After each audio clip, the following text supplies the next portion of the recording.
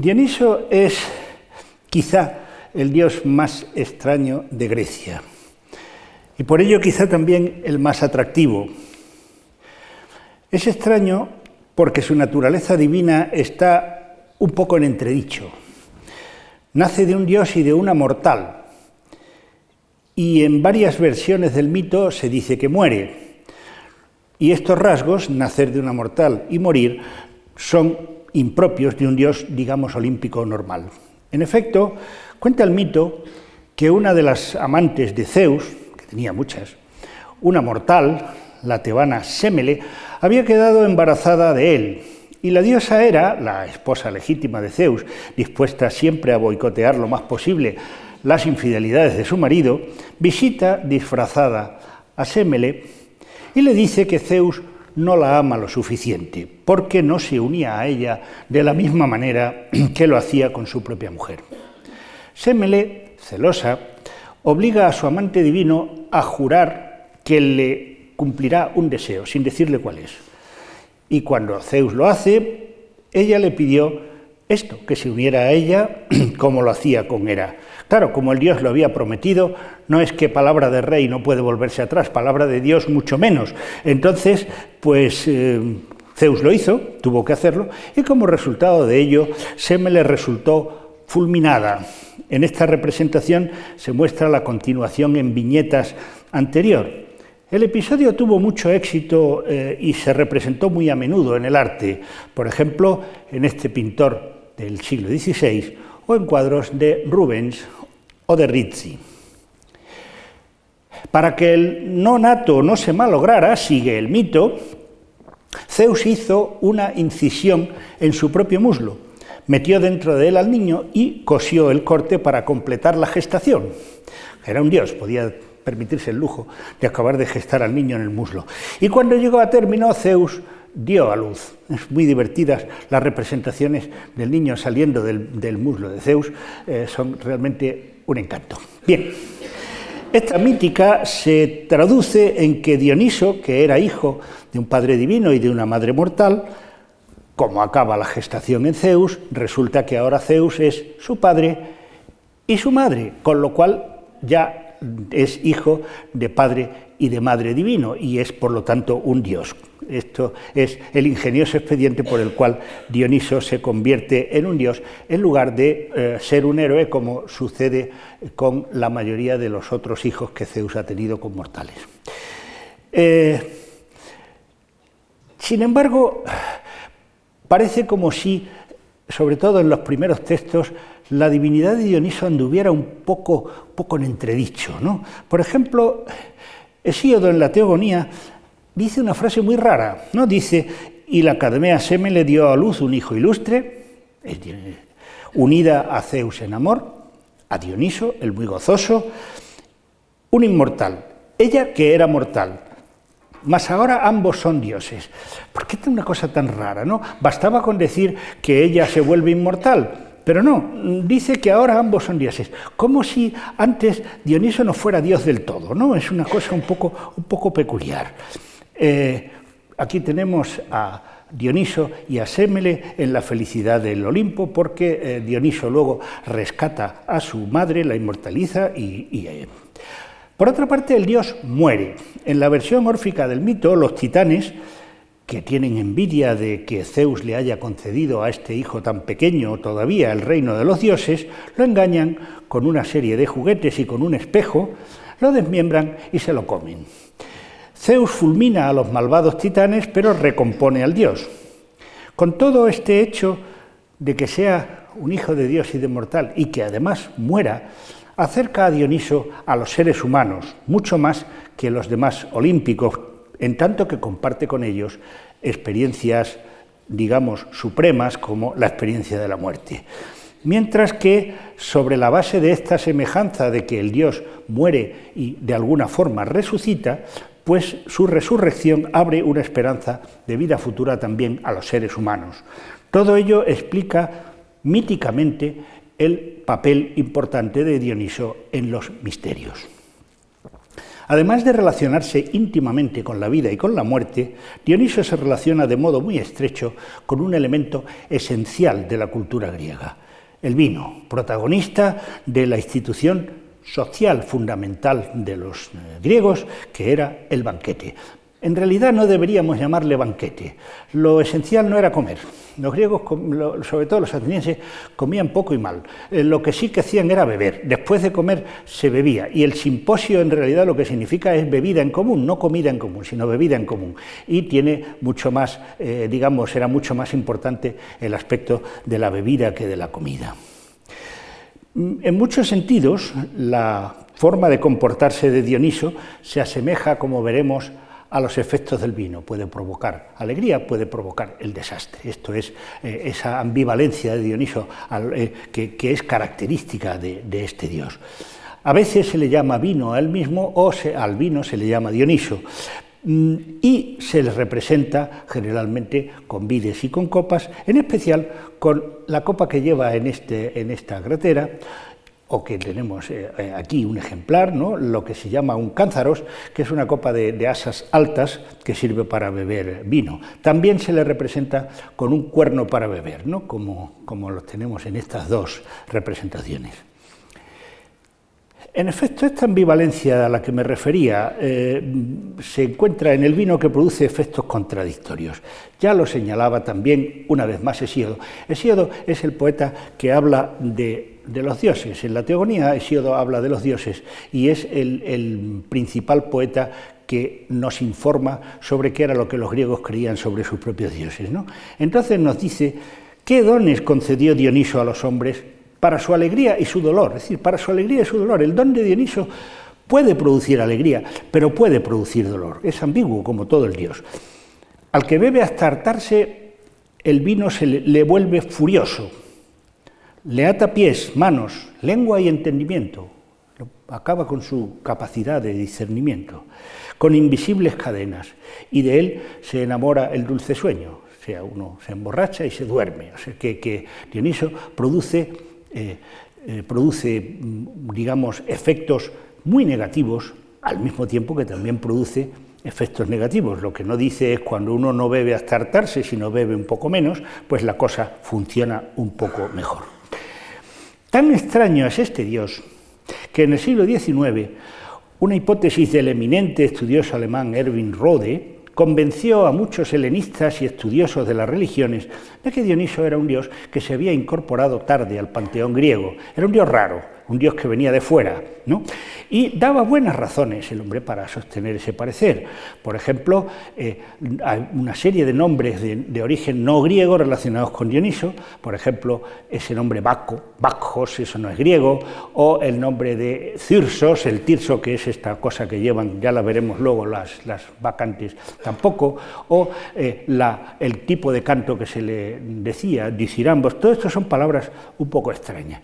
Y él había elaborado una teoría muy bien montada, ¿no? La verdad es que estas cosas es estupenda cuando se elabora una teoría muy bien montada y luego viene un dato y se la hace a uno polvo, ¿no? Y esto fue lo que le pasó exactamente a Erwin Rohde. Y es que apareció el micénico. Las tablillas micénicas se descubren en Creta y en el continente.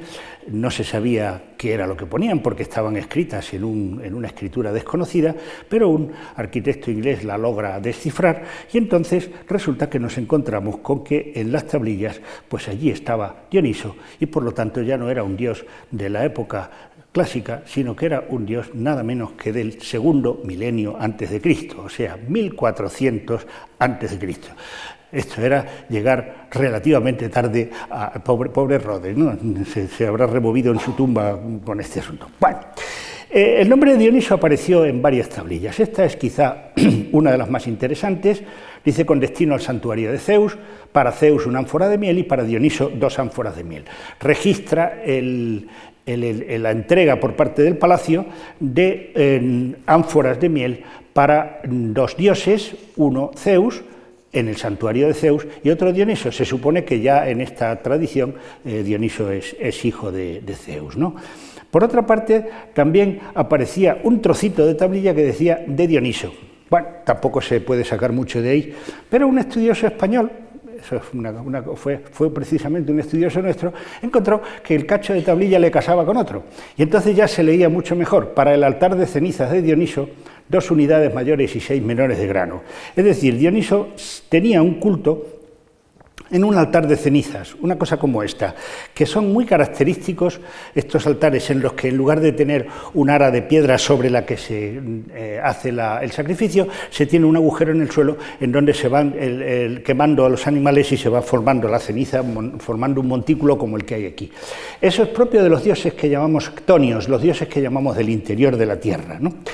Bien, y otra tablilla de Pilo también daba un dato muy interesante. Como ven, son una birria de textos, pero sin embargo producen, pues con esa pequeña cosa, nos dan datos muy interesantes, ¿no? Aquí aparecía una tablilla que mencionaba a Dioniso y decía, para las mujeres de la tierra del vino. Fantástico, todos los elementos característicos de Dioniso, es decir, el hecho de relacionar su culto con el vino y el hecho de que relacionara su culto con las mujeres, que son en la mayoría de los casos las grandes adoradoras de Dioniso. En relación con este dato nos viene también a ayudar la arqueología, porque en una excavación de un santuario en Ayeirini, o sea, Santa Irene, en la isla de Ceos, que está dedicado en el primer milenio a Dioniso, muestra que había una continuidad de culto desde el segundo milenio hasta el primero, y había restos evidentes de ofrendas quemadas en un altar de ceniza, y luego había una serie de estatuas de terracota, grandes, son un tamaño, hombre, no llega a ser de tamaño natural, pero son bastante grandes. Ahí tenemos mujeres que están con los senos desnudos y que llevan las manos a las caderas, parecen ser bailarinas. Ahí tenemos una panorámica de la mayoría del grupo de estatuas. Y lo más interesante, lo más curioso, es que en el primer milenio, en ese mismo santuario, se reutilizó una cabeza para ponerla sobre un anillo como si estuviera saliendo del interior de la tierra. Los arqueólogos que han estudiado este centro pensaban que es un intento de representar a Dioniso surgiendo del mundo inferior para ser recibido por las mujeres danzarinas. Esta idea de Dioniso viniendo del mundo interior, del mundo inferior, viniendo, es muy interesante porque ya hacía mucho tiempo que otro gran estudioso alemán, Walter Otto, este señor que aparece aquí fumándose tranquilamente su cigarrillo, le llamó a Dioniso el dios que viene. Es decir, Dioniso no está en las comunidades, sino que es un dios que se le invoca, aparece, añadiré, lo pone todo patas arriba y luego vuelve a desaparecer otra vez. Es decir, que esto es las características típicas de Dioniso. Junto a esto, el vino, digamos, el desenfreno, las mujeres, todos estos aspectos que estamos viendo, hay también un elemento interesante. Es quizá el único dios del que se cuenta que hay individuos que se oponen a su culto. Eso era también una de las razones que daba el hombre de Rhodes, decía, se oponen a su culto, eso quiere decir que había llegado tarde. Bueno, no, es otra cosa, esperamos que pueda tal vez convencerles de ello, ¿no? O sea, hay una serie de antagonistas de Dioniso, y digamos que la oposición de estos antagonistas tiene que ver con los efectos que el dios provoca en sus fieles, ¿no? En un autor tan antiguo como Homero, siglo VIII a.C., ya encontramos el enfrentamiento de Dioniso con un antagonista, en un texto que tiene también muchas peculiaridades, que le vamos a conceder un poco de atención. En el canto sexto se enfrentan dos héroes, Diomedes y Glauco, y el primero destaca que el único límite que su ardor guerrero puede admitir es no combatir contra los dioses. Bueno, los héroes homéricos son muy fanfarrones, ¿no? Y entonces Diomedes se extraña de que Glauco se le haya quedado allí delante y no haya salido corriendo. Dice, ¿quién eres tú de los mortales que no has salido huyendo de mi lanza de larga sombra? ¿No? Dice, si eres un dios no combato contigo, pero si eres un hombre ya sí. Bueno, pues entonces, para explicar por qué no va a combatir con un dios, pues pone como paradigma un mito. Pues ni siquiera el hijo de Driante, Licurgo el vigoroso, que disputaba con los dioses celestiales, siguió viviendo mucho tiempo. Un día, a las nodrizas del furioso Dioniso acosaba por el muy sacro Niseo, y ellas, todas a una, diseminaron sus tirsos por el suelo, por culpa de Licurgo el homicida, que con una aguijada las hería, ¿no? El colmo de la humillación, perseguirlas con el pincho con el que seguía a las vacas, ¿no? O sea, vamos. Y Dioniso, aterrado, se sumergió en el oleaje de la mar y Tetis lo acogió en su regazo espantado, pues era presa de un temblor violento por la amenaza del varón. Mas con él enseguida se enojaron los dioses, a quien fácil es vivir, y lo dejó ciego el hijo de Crono. Es natural que ya por mucho tiempo no viviera, pues aborrecible se había vuelto para los dioses inmortales todos.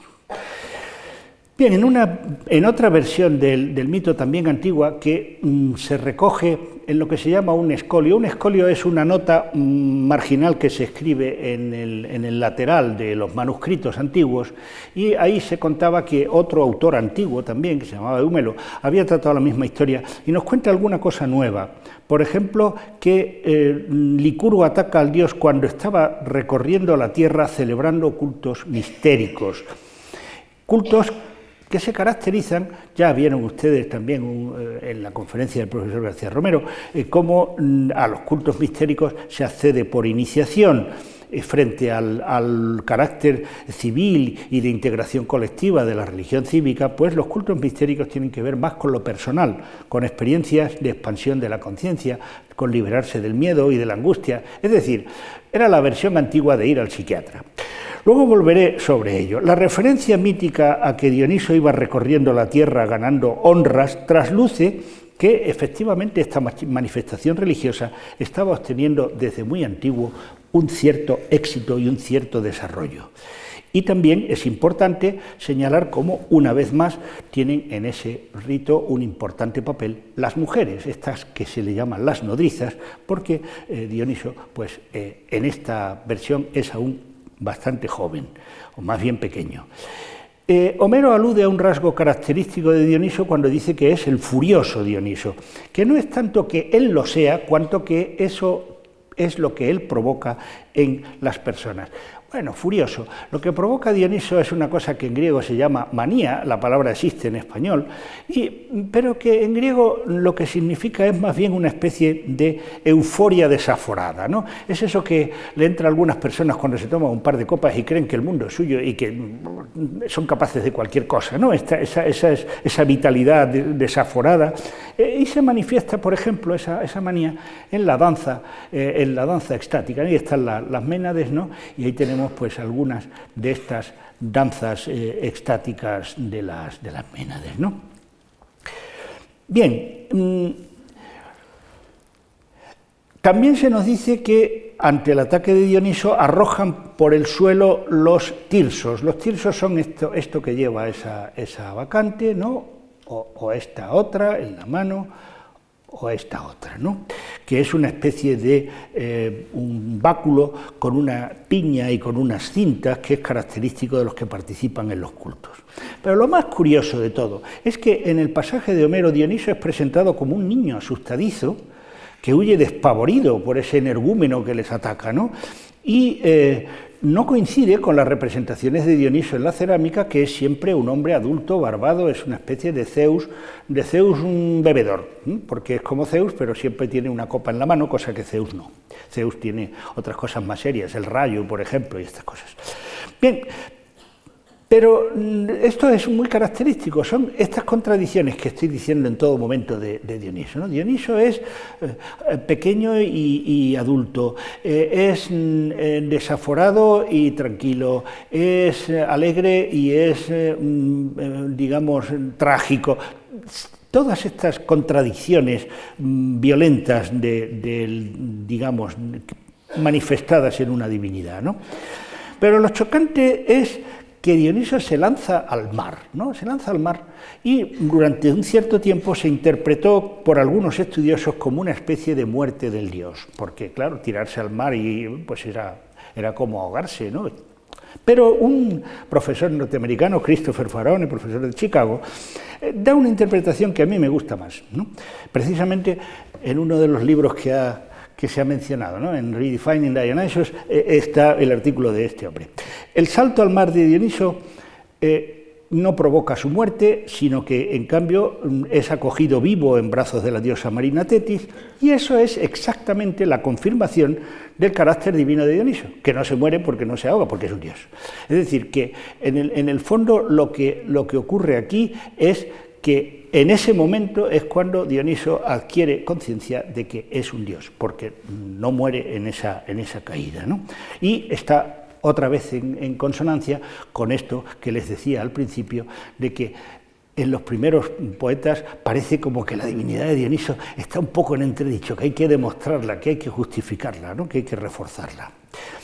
Bien, pero Licurgo no es el único antagonista de este dios, ¿no? Se contaban otros individuos que también luchaban contra él. Por ejemplo, Eurípides cuenta en su tragedia Las Bacantes que Dioniso en sus celebraciones llega a Tebas y recibe allí la adhesión de mucha gente, incluida la familia del rey, de Penteo, pero Penteo, que ve llegar a aquel individuo, no se presenta como un dios. Dioniso se presenta como una especie de acólito de Dioniso, pues al rey aquello no le hace ninguna gracia, ¿no? Él cree que este individuo que induce a las mujeres a no se sabe qué cosas porque se las lleva por la noche al monte y allí pues seguramente es un caos de lujuria, de embriaguez y de vida disipada, entonces hace que lo detengan y lo interroguen. Dioniso se presenta como un seguidor del dios, las respuestas de Dioniso no convencen a Penteo y lo manda a encarcelar, pero naturalmente el dios se libera inmediatamente en medio de notables prodigios. Al mismo tiempo le llegan noticias a Penteo de que su madre, Ágave, y su tía, Ino, habían sido halladas durmiendo tras haber participado en los ritos. Esto es característico de los ritos de Dioniso. Se está despierto por la noche y se duerme durante el día, ¿no? Y que cuando se despiertan, pues habían hecho brotar con sus tirsos una fuente de agua, otra de vino y un río de leche y miel. Penteo, sin embargo, no le afecta en absoluto todo esto. O sea, es característico de los antagonistas de Dioniso que los prodigios no les afectan, son de ideas fijas, van de piñón fijo y no hay manera de cambiarlos en su manera de ser, ¿no? Entonces, pues está dispuesto quiere, digamos, sorprender al dios, bueno, al dios no, al que él cree, el acólito del dios, en los ritos nocturnos de dudosa moralidad, y se disfraza de mujer y se va a espiarlos, pero es descubierto y las Bacantes lo descuartizan. El tema fue objeto de muchas representaciones. Aquí tenemos a Penteo atacado por las Ménades en un fresco romano. Aquí tenemos en esta lecánide, una lecánide es una especie de copa con tapa que se usaba como joyero, y ahí abajo están Ino y Ágave, o sea, la madre y la tía de Penteo, haciéndole unos estiramientos a Penteo, y ahí el resultado de los estiramientos, ¿no? Penteo está hecho trocitos, ¿no? Ahí tenemos pues muy curiosamente, ¿no? Pues una señora que tiene una parte de él, aquí está la otra parte, ¿no? Cortada por la cintura. En fin, están todas muy entretenidas con Penteo pues hecho pedazos, ¿no? Bien, antes de que tratemos de desentrañar qué hay detrás de esta actuación gore, ¿no? Pues tenemos aún otro mito, que es el de las hijas de Minias, que conocemos en un par de versiones. En realidad lo conocemos mejor que nada por una versión de Ovidio, pero es muy larga y no la puedo traer aquí, ¿no? Todas ellas, las que voy a traer aquí, la de Ovidio, proceden de versiones más antiguas que se han perdido, ¿no? En un autor del siglo segundo, tercero después de Cristo, Eliano, se cuenta la historia, ¿no? No lo leemos del todo. El culto de Dioniso se estaba difundiendo, había llegado a Orcómeno y allí tenía éxito, pero las hijas de Minias pues no querían participar en el rito. Y la causa es una causa muy justificable, es decir, porque no querían abandonar a sus maridos, eran excelentes esposas y no querían dejar de trabajar, eran muy trabajadoras. Entonces les parecía que esas señoras que andaban por ahí haciendo cosas raras, pues que no estaba bien. Y bueno, pues como siempre Dioniso avisa El aviso de Dioniso en este caso es que pues empiezan a enroscarse hiedras y vides en los telares, se esconden las serpientes en la canastilla, del techo destilan gotas de vino y de miel. Pero las miníades ni caso, como siempre, digamos que los antagonistas del dios son cerriles, ¿no? Son absolutamente obstinados. Y bueno, pues lo que hace entonces Dioniso es que las obnubila, y en su obnubilación pues se desmiembran a uno de los niños de una de las miníades y bueno, luego intentan unirse a las Ménades, que las rechazan porque las Ménades no son asesinas, y acaban convirtiéndose en, bueno, en este caso, en esta versión, una en murciélago, otra en corneja y otra en lechuza, ¿no? En esta ilustración de la versión ovidiana aparecen las miníades trabajando en el telar, mientras que las bacantes pueblan la calle en un ambiente alegre y festivo. El dibujante sugiere ya arriba los murciélagos, ¿no? Y unos tirsos que han aparecido por ahí. Bien, en otra versión, que es de un autor del siglo II o III después de Cristo, nos dice otra vez que eran extremadamente diligentes, dicen que eran unas muchachas muy trabajadoras y que dirigían reproches a las otras mujeres porque se iban a las montañas. ¿Qué era eso, no? Entonces Dioniso toma la forma de una muchacha y les aconseja no despreciar los ritos del dios. Inútil, los avisos de Dioniso nunca funcionan. Así que entonces Dioniso se convierte en un toro, en un león y una pantera, empiezan a aparecer otra vez de los telares la leche, la miel, todas esas cosas, y entonces ellas se aterrorizan y quieren propiciar al dios y lo hacen pues desmembrando a un niño. O sea, siempre digamos que la gente que no quería loquear un poco, loquea muchísimo, ¿no? Esto es lo que ocurre con Dioniso. Bien, en esta ilustración vemos a las miníades con la invasión digamos, a una ya convertida en murciélago y con una entrada ahí de toda clase de bichos, ¿no? Y con esta ilustración que a mí me hace mucha gracia, ¿no? Las hijas de Minias transformadas en murciélagos de un Ovidio moralizado, pues voy a llamar la atención sobre algunos detalles de este mito. Primero, que los motivos de la oposición de las miníades son bastante semejantes, es decir, ellas son mujeres de bien, son mujeres de orden, aman a sus maridos, son trabajadoras. Bueno, el dios intenta por medio de ciertas señales convencerlas, no lo consigue, y luego Dioniso lo que hace es que las obnubila, y la consecuencia de la obnubilación es que cometen terribles crímenes. De todo esto y de todos los mitos que hemos visto, Licurgo, Penteo, las miníades, se derivan tres preguntas necesarias. Primera, ¿por qué Licurgo, Penteo y las miníades se oponen al dios? Segunda, ¿por qué son castigados? Y tercera, ¿qué tienen que ver estos mitos, con los verdaderos ritos de Dioniso? Porque en esto se han dicho también alguna que otra, bueno, no quiero calificarlo como estupidez, porque no quiero llegar a tanto, pero se han dicho cosas que no son muy de recibo. Con referencia a las razones del antagonista, sin duda los antagonistas tienen buenas razones para oponerse al culto de Dioniso. Las razones de Penteo y de Licurgo son políticas. Ambos son representantes de la comunidad. Licurgo es el rey de los edones en Tracia y Penteo es el rey de Tebas. Y ambos desean honradamente el bienestar de sus ciudadanos.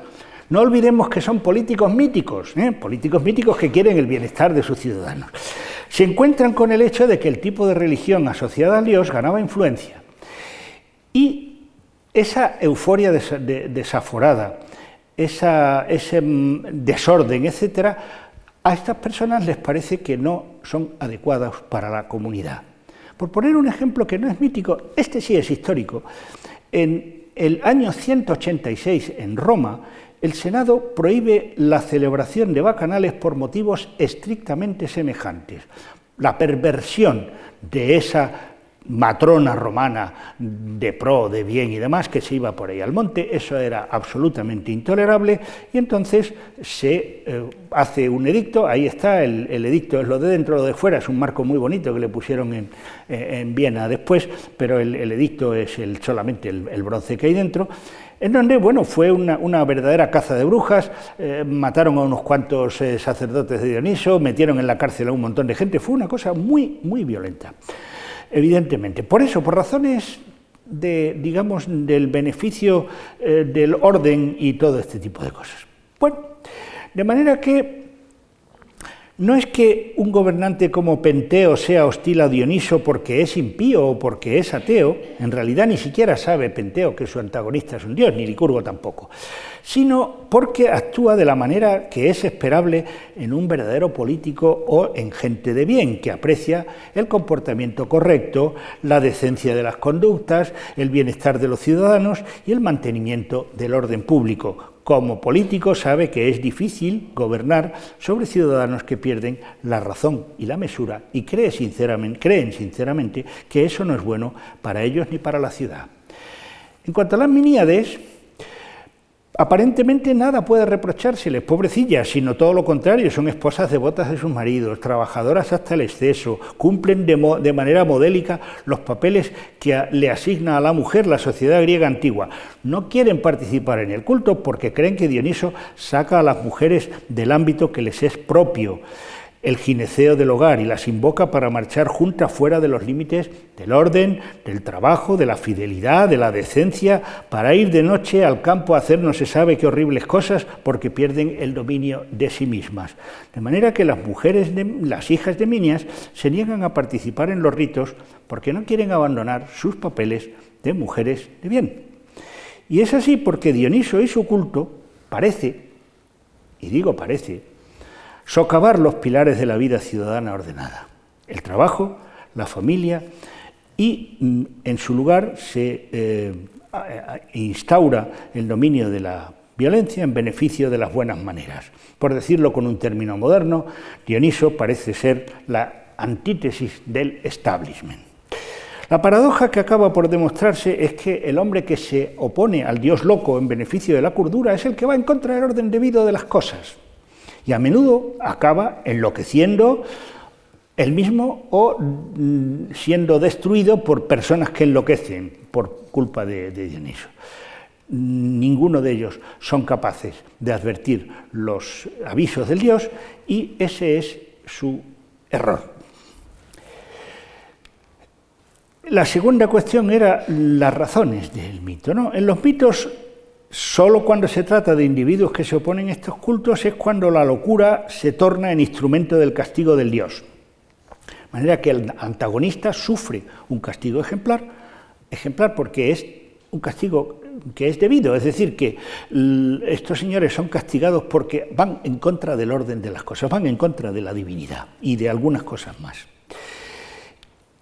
Y en cuanto a los mitos asociados con el mundo de Dioniso, están en relación con los ritos, pero no debe cometerse el error, que se comete muy a menudo, y lo van ustedes a leer muchas veces, de confundir los ritos reales con los aspectos que se cuentan en el mito. Claro, se ha tomado al pie de la letra lo que dice Eurípides de las Bacantes, y todavía puede leerse en libros con pretensión de serios que los ritos reales eran un trasunto de los que describe Eurípides, confundiendo así las Bacantes reales con las literarias y míticas de la tragedia, que son también las que se representan en los vasos griegos. Veamos un texto de Eurípides, por poner alguno, ¿no?, de las Bacantes. En fuga nos escapamos nosotros, esos nosotros son dos hombres que estaban asistiendo, ¿no?, y le están contando a Penteo, del descuartizamiento por las Bacantes. Pero ellas atacaron con sus manos, son armas férreas, a nuestras terneras que pastaban hierba. Allí hubieras podido ver una que tenía en sus manos una ternera de buenas ubres, mugiente, rasgada en canal, y otras transportaban novillas a trozos descuartizados. Se podía ver un costillar o una pata con pezuña arrojada por lo alto y lo bajo. Los rojos pingajos colgaban sobre las ramas bajas de los abetos y goteaban sangre. Los toros feroces, con toda la furia en sus cuernos, se dejaban derribar de frente a tierra arrastrados por 1000 manos de muchachas. Los trozos de carne pasaban de mano en mano más rápido de lo que podrías captar con tus regias pupilas. Gore, gore. Y también en los vasos griegos encontramos un panorama semejante, ¿no? Vamos a ver aquí. Por ejemplo, esa Ménade pues lleva un cervatillo a cuestas con una sola mano. Bien, y esta otra, que ciñe su cabello con serpientes, pues lleva una pantera cogida por la pata, seguramente para desmembrarla y comérsela. Y esta otra, pues aparece desmembrando un cervatillo, ¿no? Lleva medio ciervo en cada mano, que lo ha partido con las manos, ¿no? No necesita otra cosa. Estas son ayudadas por un varón, pero también están desmembrando un par de bichos. Esto es lo que se llama esparagmos, esto, ¿no? Y ahí tenemos a otra que acaba de partir otro bicho en dos, ¿no? ¿Ustedes creen capaces a las griegas de verdad, por muy enloquecidas que estén, de hacer semejante cosa? Desmembrar a un animal sin otra arma que en sus manos y comérselo crudo a mordiscos. ¿Ustedes saben cuántas sesiones de gimnasio y qué cantidades de Almax necesitarían para eso? Bueno, para digerir un cacho de vaca cruda, yo no sé, vamos, tiene que tomarse uno 12 sobres, por lo menos, ¿no? No, va, en serio, vamos a ver, no es la realidad ritual. Hay muchos argumentos para negarla. Miren, en todas las representaciones, junto a estas señoras, aparecen los sátiros, que son estos bichos con cola de caballo y que son lascivos y que son pues muy violentos y juguetones y muy, en fin, perseguidores eternos de las bacantes. Si no creemos que estos señores con cola de caballo y patas y tal existían, ¿por qué creemos que existen las bacantes, ¿no? De estas... Las bacantes en realidad eran una cosa pues mucho menos violenta y sobre todo otra cosa más, nada de bebida ni de sexo desenfrenado, mucho menos sexo desenfrenado. Los griegos tenían una preocupación inmensa por la ciudadanía, es decir, estaban obsesionados con estar seguros de que los niños nacían de la unión de un ciudadano y de una ciudadana. Soltar a unas señoras por el campo de noche al descontrol completo y demás, y que se quedaran embarazadas no se sabía de quién, eso era algo que ninguna ciudad griega podía admitir de ninguna manera. De manera que eso, pues descártenlo ustedes de todo lo que lean, ¿no? En consecuencia, nada de esto pertenece a los ritos reales. Sí que en los ritos reales hay esta cosa del entusiasmo, de bailar, de contorsionarse. Hay que quitar a los sátiros, hay que quitar seguramente a las serpientes. Lo demás sí, bueno, esto de la intensificación del poder mental, de la manía de saltar, de brincar, de subirse al monte, todo eso perfectamente, ¿no? Pero las Ménades eran pues ciudadanas comunes que celebraban una especie de fiesta de pijamas, ¿no? Más o menos. Durante ella sobrepasaban un poco los límites del rígido comportamiento que mantenían en la vida diaria, bailaban, se contorsionaban, ponían verde a los maridos, se liberaban, salían al campo. Bueno, como estas elegantes bacantes del Prado, ¿no? Que bueno, están contorsionándose y tal, pero están ellas muy puestas y muy bien, ¿no? O como esta vacante de Vigoró, que a mí me hace mucha gracia, porque parece una señorita bien que se ha tomado una copa de más, ¿no? Pero esto es está más próximo a las vacantes de verdad que lo otro, ¿eh? Les debo decir que es así.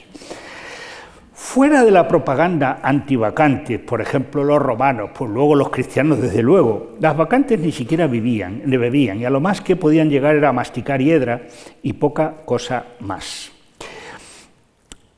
Lo que sí era importante es esto de la exaltación, eso sí, y por ejemplo estaban los instrumentos musicales, ¿no?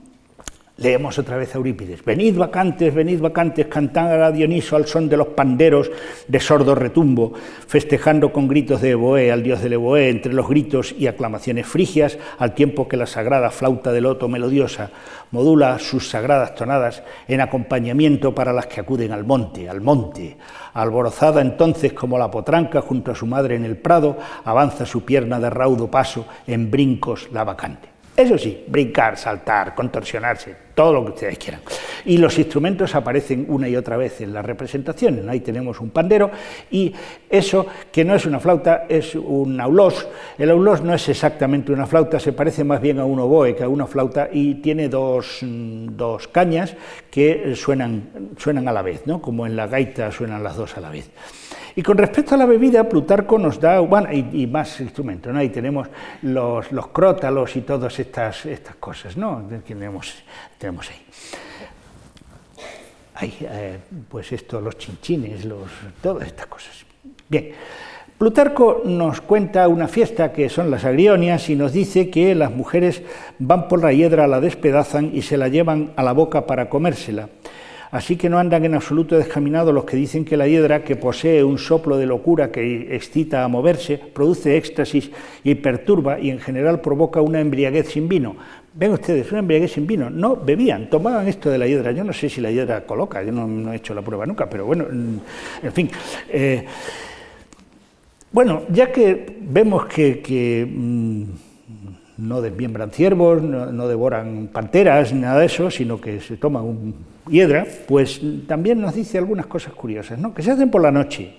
Es decir, es una cosa, sí, contradice las costumbres diarias, ¿no? Y luego la experiencia extática, esta pues es definida como una especie de locura, y bueno, pues hay esta perturbación de la conducta y esa sensación de éxtasis. Puedo citar otras prácticas. Por ejemplo, en diversas ciudades se celebraba un ritual dionisíaco denominado la Orei Basía, la subida al monte. Era una celebración de grupo en que las mujeres participaban en una especie de excursión al grito de «al monte», y una vez arriba, pues allí celebraban danzas estáticas, danzar, hacer piruetas y todo este tipo de cosas con un considerable desgaste físico.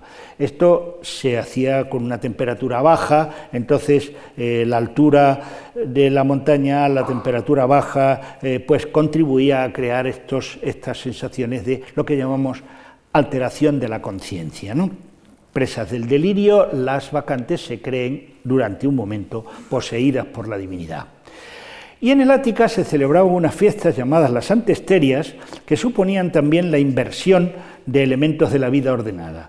Las mujeres, los esclavos y los niños se convertían en protagonistas de la fiesta frente al estrecho espacio social que le concede a estos grupos la sociedad griega, ¿no?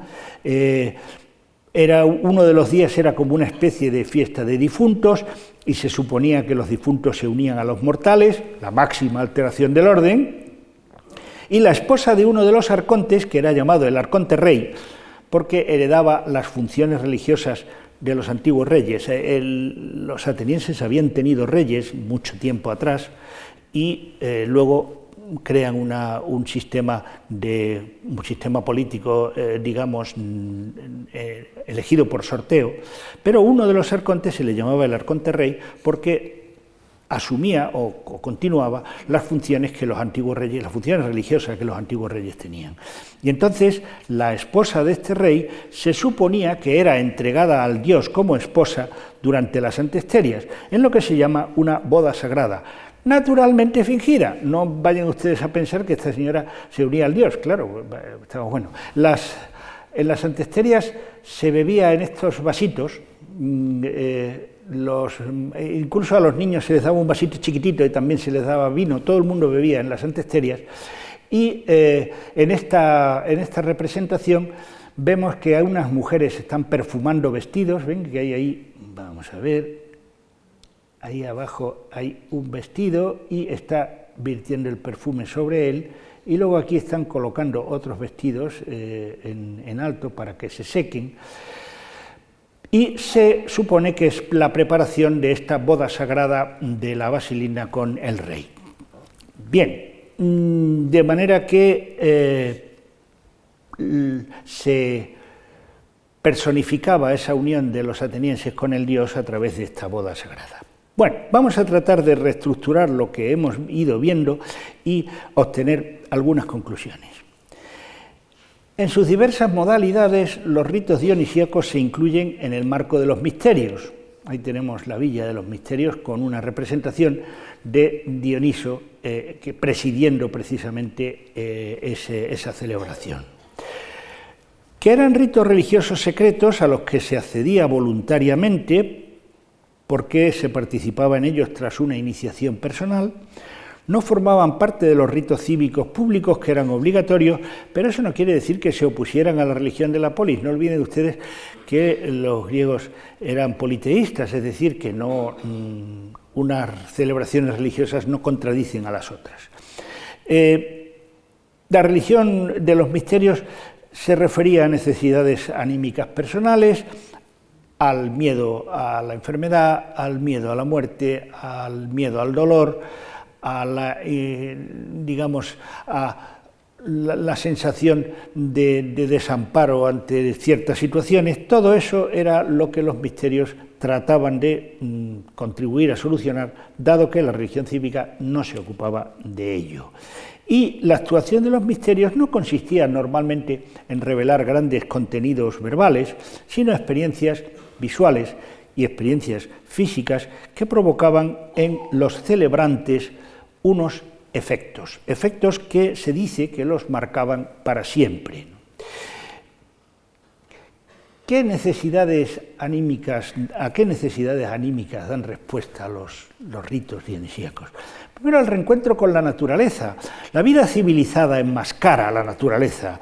La civilización tiene sus normas de cortesía, de comportamiento, de ritmos de sueño y de vigilia, mientras que la naturaleza presenta mucho más facetas, ¿no? Facetas a veces placenteras, a veces amenazadoras, de manera que uno se asoma a lo uno y a lo otro, se asoma a los beneficios del desorden y al mismo tiempo a los riesgos del desorden. Luego el contacto con la locura, es decir, que tenemos esa misma situación de los riesgos y los beneficios de la locura, ¿no? La vida civilizada impone la cordura para las relaciones humanas y en cambio estos días se puede pues loquear, saltar, bailar, hacer cosas raras, vestirse de mujer, todo ese tipo de cosas, ¿no? Y tercero, liberación. Dioniso es llamado liberador, en todas partes se le llama Eleutherios en Grecia, se le llama liber en latín, y nos podemos preguntar qué liberación es esa, porque parte de ella se refiere a los elementos que ya hemos visto, liberación de esas estrechas normas cívicas, ¿no? Loquear y todo este tipo de cosas, pero también podría ser pues liberarse de angustias, de preocupaciones. Durante los breves días de fiesta, pues los ciudadanos se disfrazan, bailan, olvidan un poco el dominio de sí, y incluso liberación de los límites del yo, es decir, o de mi vida concreta. Durante ese día yo me disfrazo de rey o me disfrazo de mujer. Por ejemplo, pues aquí tenemos los actores con máscaras. No olvidemos que las representaciones teatrales en Atenas están presididas por Dioniso, porque son exactamente las posibilidades de salir del yo, ¿no? Salir de uno y convertirse en otro. Durante un tiempo el actor no es él, sino que es Edipo, o es Antígona, o es lo que sea, ¿no? Y también, pues, bueno, hay una posibilidad más profunda, que es la liberación en el más allá. Es decir, Dioniso aparece en esta curiosa cratera que está en el Museo de Toledo, pero no la Toledo nuestra, sino la Toledo de Ohio, en que encontramos a Dioniso que le está estrechando la mano a Hades. Hades es el dios de los infiernos, ¿no? De manera que esta especie de pacto entre Dioniso, que viene seguido, ¿no?, de una vacante que está aquí, ¿no? Y después ese pacto con Dioniso, que aquí aparece también Hermes. Hermes es el dios que lleva las almas al más allá, ¿no? De manera que el hecho de que Dioniso esté pactando con Hades parece querernos decir que el rito dionisíaco incluía una especie de privilegio para los participantes en el más allá. Por lo general, se suele decir que la conexión de Dioniso con conceptos de salvación personal se considera órfica, y es evidente que en los ritos órficos, que contienen una mitología mucho más elaborada y una construcción mucho más filosófica, hay una clara proyección, efectivamente, hacia el más allá, de la que no he hablado y de la que no voy a hablar porque nos llevaría mucho, y además ya hablé el año pasado de eso. Pero cada vez parece más claro que la relación de los ritos dionisíacos con una promesa de vida mejor en el más allá no se reduce al ámbito órfico, sino que se encuentra en más manifestaciones dionisíacas. Pero esto es una vía que aún no se ha explorado lo suficientemente. Ustedes creerán que las cosas ya están todas estudiadas, no lo están, ni mucho menos, gracias a los cielos, porque si no los filólogos no tendríamos nada que hacer.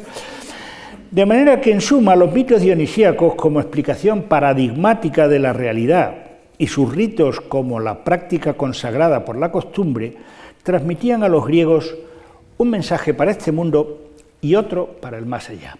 El mensaje para este mundo es que la sociedad no puede sobrevivir sometida a un orden continuo y sin fisuras, a la contención, a las reglas de urbanidad. En especial, el papel que se le asigna a la mujer en esta sociedad no puede pervivir sin relajamientos del orden social, sin que pierdan en algún momento el control. Durante un tiempo definido, el tiempo de la fiesta, participan en los ritos dionisíacos hombres y mujeres, eso sí, con roles distintos, y podríamos decir que durante el tiempo de la fiesta exploran ser otros. Esto que llamo ser otros afecta a muchos aspectos, ¿no? Al intercambio de los roles sexuales, por ejemplo, los hombres se visten de mujer y las mujeres se visten de hombre. Esto es muy divertido. Este lo tenemos aquí en el Museo Arqueológico Nacional y son unos señores barbados que están vestidos de mujer y con a la sombra de una sombrilla. Están preciosos, ¿no? Y también pues, se pueden disfrazar de animales, ¿no? Ahí tenemos pues, un par de representaciones de coros de hombres disfrazados de animales. Se abandona la cordura en beneficio pues de una especie de locura bajo la apariencia de posesión del Dios, al abandono de lo civilizado, del comportamiento ordenado, de que las actividades sean diurnas y de que el descanso sea nocturno, de la ciudad para sentirse inmersos en la naturaleza, en el desenfreno, en lo salvaje, en la actividad desaforada. Todo esto que hace que uno abandone momentáneamente la identidad personal frente a una especie de éxtasis integrador en el grupo. Hay un profesor norteamericano que un día tomando café conmigo me dijo: el dionisismo moderno es el fútbol, y tenía bastante razón. Es decir, el señor que está en la oficina con un jefe que lo maltrata, que discute constantemente con sus señores, llega el domingo, se pone una bufanda, se va al campo, grita, chilla, insulta, pega 4 botes, bebe, y al día siguiente pues no mata al jefe ni a la señora. Eso es una cosa tremenda. Los griegos tenían un miedo terrible a las mujeres, tenían un miedo terrible de ser asesinados por su mujer. Hay unos ejemplos tremendos, ¿no? El ejemplo de Medea o el ejemplo de Clitemnestra, que demuestran hasta qué punto pues, los griegos tenían un auténtico pavor a estas cosas. De manera que se trata de conciliar los contrarios, haciendo que los elementos negativos entren también en el sistema. Al desatarse, al darles rienda suelta a estos elementos oscuros, muestran su dimensión, revelan su presencia, señalan sus posibilidades y sus riesgos, de manera que deben desatarse controladamente para que al término del plazo definido en el que se celebra el rito, la ciudad recupere el orden normal, urbano, y sometido a códigos de conducta, que habrá adquirido todo su sentido por el contraste con lo salvaje, con el caos que se hace presente por un momento y que muestra el riesgo de desorden absoluto. En esta actividad el mito y el rito se complementan. Todos ustedes habrán pensado que esto tiene mucho que ver con el carnaval, y evidentemente es así, con lo que era el carnaval antes. Ahora ya el carnaval es una cosa que no tiene descafeinada, pero carnaval me refiero a los carnavales antiguos. Como propuesta para el más allá, segunda cuestión, se llegó a pensar que la liberación social, física, psicológica puede producir efectos en el alma que perduren tras la muerte y brindarle a uno un lugar privilegiado en el más allá. Ya digo que esto es algo que todavía tenemos que definir más claramente. Sin embargo, este ejercicio de liberación tiene que tener unos límites temporales, en cuanto que los días en que esto sucede quedan limitadas a unas fechas concretas, que son las fiestas, y límites de intensidad, es decir, el desorden no puede ser absoluto, no puede uno andar matando gente, ni puede hacer cosas que luego tengan efectos absolutamente perniciosos. No, sencillamente, pues se trata de un desmadre dentro de un orden, tras el cual todos volvían a su situación cotidiana. Habían explorado el ser otros para restaurar el orden de volver a ser uno mismo. Un papel preciso y determinado en la sociedad el resto del tiempo. Era una liberación saludable que permitía afrontar una nueva temporada de orden y una advertencia de la imposibilidad de vivir sin orden, de los riesgos del caos y la locura perpetuos. Los ritos dionisíacos nos presentan una interesante propuesta semejante a la de Tancredi, un personaje del Gato Pardo de Lampedusa. Bueno, este es Alain Delon, pero era Tancredi en la obra, ¿no? La necesidad de cambiar todo para que nada cambie. Las fiestas de Dioniso tendrán que ver en muchos casos con esa alteración controlada para evitar la destrucción, a modo de una vacuna o, si quieren ustedes, de una válvula de escape. Y no es ajena a esta circunstancia la característica de Dioniso, a la que ya me he referido, la de ser un dios que viene, que no está de manera permanente. La gran paradoja es que el dios que se metamorfosea, que metamorfosea a los otros, pone en sus mitos y en sus ritos su capacidad profunda de cambiar, de liberar y de producir la alegría y el horror más extremos, pero al servicio del mantenimiento del orden, de las normas, de la aburrida estabilidad social.